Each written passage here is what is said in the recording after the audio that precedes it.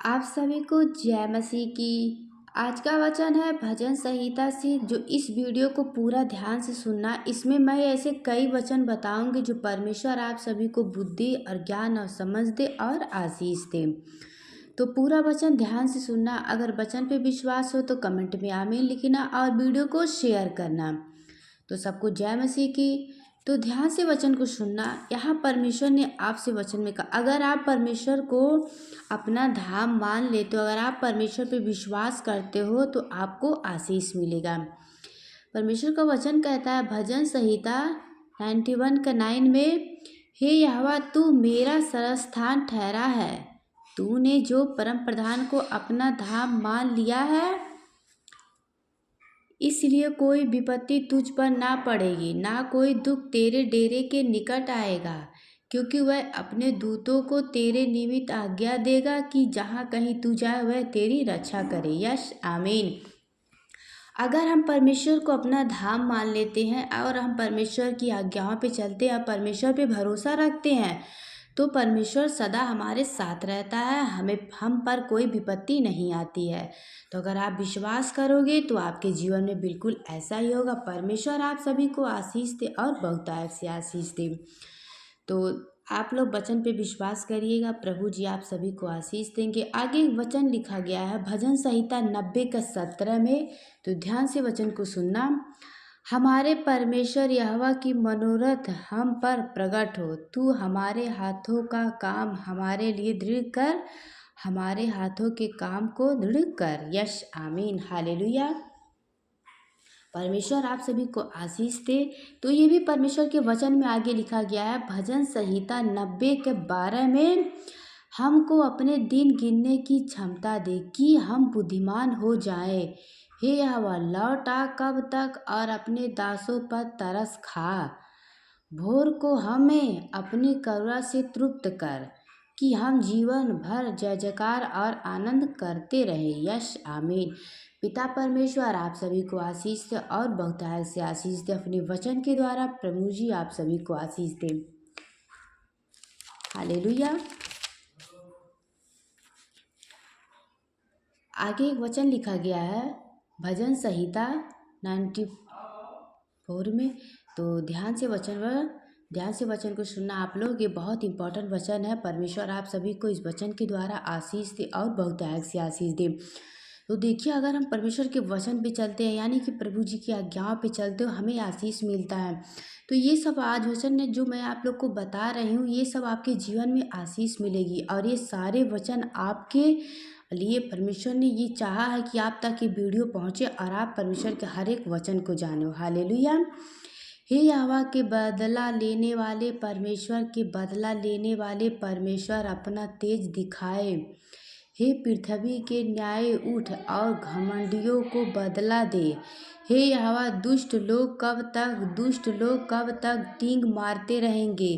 वे बकते और टिढ़ाई की बातें बोलते हैं, सब अनर्थकारी बड़ाई मारते हैं।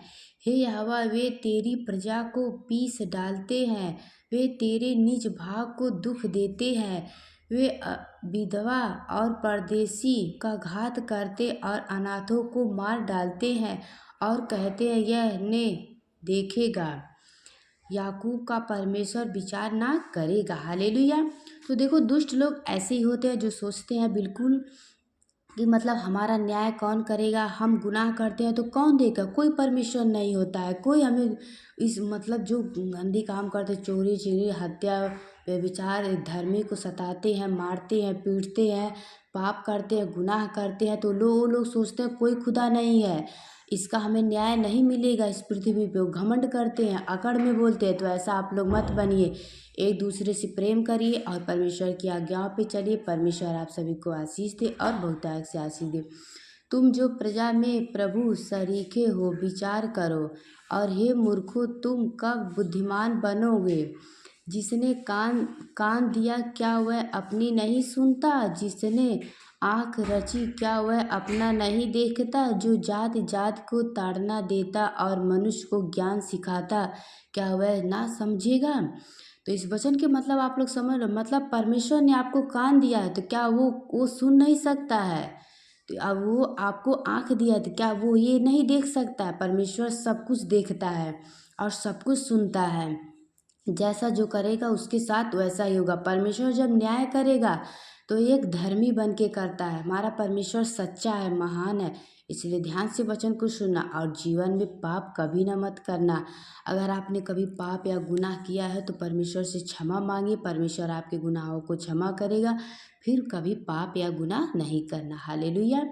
यहोवा मनुष्य की कल्पनाएं को जानता है कि वे मिथि हैं। हे या यह क्या ही धन है वे पुरुष जो जिसको तू ताड़ना देता है। हालेलुया।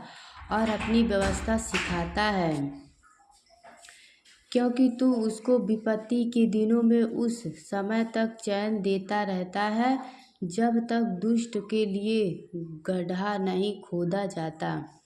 क्योंकि यहोवा अपनी प्रजा को ना त्यजेगा, वह अपने निज भाग को ना छोड़ेगा, परंतु न्याय फिर धर्म के अनुसार किया जाएगा और सारे सीधे मन वाले उसके पीछे पीछे हो लेंगे।